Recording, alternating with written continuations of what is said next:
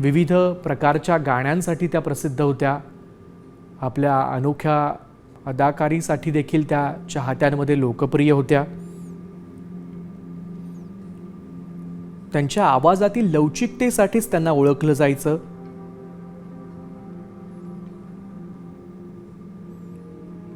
तालबद्ध संगीत, संथ गझला, एवढंच नाही तर पाश्चात्य पद्धतीच्या गाण्यांपासून ते मराठी भावगीतांपर्यंत अनेक प्रकारची आणि अनेक पद्धतीची गाणी आशा भोसले यांनी गायली.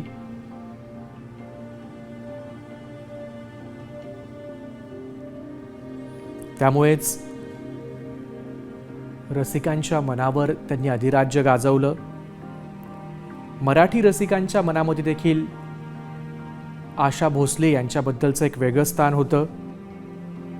त्यांनी गायलेली अनेक मराठी भावगीतं आणि भक्तिगीतं घराघरांपर्यंत पोहोचली. आशाताईंनी केवळ भारतातच नाही तर जागतिक स्तरावर देखील आपलं नाव नोंदवलं. त्यांनी बॉब डिलन यांचा गाण्यांचा अल्बम देखील केला होता. 2005 मध्ये त्यांच्या यू आर माय हार्टबीट या अल्बमसाठी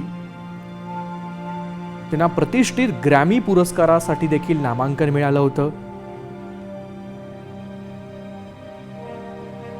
ब्रिटिश बँड कॉर्नर शॉप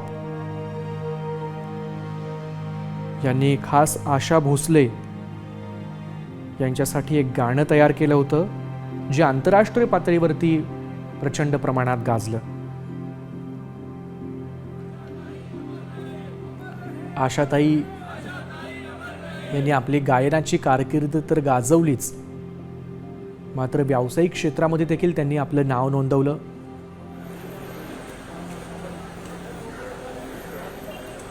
देश विदेशामध्ये त्यांनी त्यांच्या नावाची अनेक रेस्टॉरंट्स देखील उघडली. आपल्या स्वतःच्या वेगळ्या, बोल्ड आणि आधुनिक अशा पद्धतीच्या शैलीनं त्यांनी आपली ओळख निर्माण केली.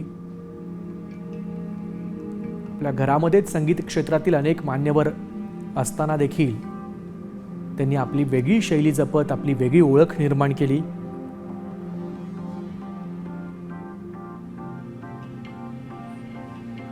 त्यामुळेच संपूर्ण मंगेशकर कुटुंबियांमध्ये देखील आशा भोसले या उठून दिसल्या.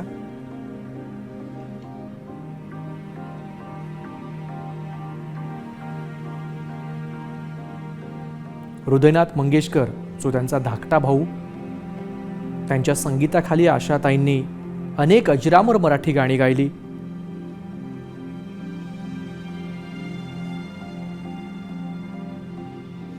नव्वदच्या दशकातील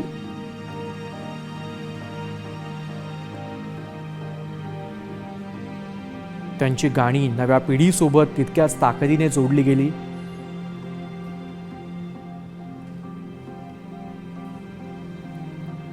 त्यामुळे त्यांच्या चाहत्यांमध्ये कालपासून शोककळा पसरली आहे. अनेक दशकं आपल्या आवाजानं त्यांनी रसिकांना मंत्रमुग्ध केलं. अनेक प्रकारची गीतं त्यांनी गायली. त्यामुळे अष्टपैलू गायिका म्हणून त्यांचा नावलौकिक राहिला.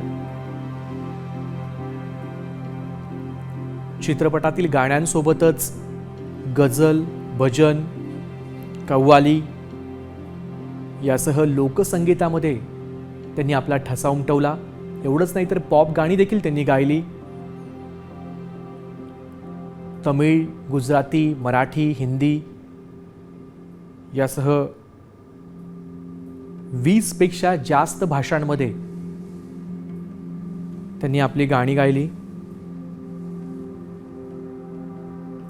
संगीत इतिहासामध्ये सर्वाधिक गाणी रेकॉर्ड करणाऱ्या गायिकेच्या रूपात 2011 साली गिनीज बुक ऑफ वर्ल्ड रेकॉर्डमध्ये त्यांचं नाव नोंदवण्यात आलं. त्यांच्या या सगळ्या कारकिर्दीची दखल घेऊन 2008 साली भारताचा दुसरा सर्वोच्च नागरी पुरस्कार असलेल्या पद्मविभूषण पुरस्काराने त्यांना सन्मानित करण्यात आलं. तर 2000 साली भारतीय चित्रपट सृष्टीतील त्यांच्या योगदानाची दखल घेऊन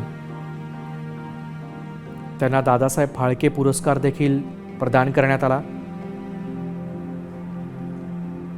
त्यांना उमराव जान आणि इजाजत या चित्रपटांसाठी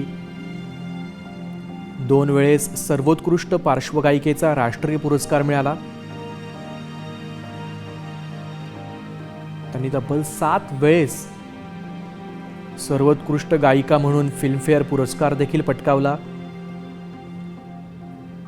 त्यांना जीवनगौरव पुरस्कार देऊन देखील सन्मानित करण्यात आलं होतं.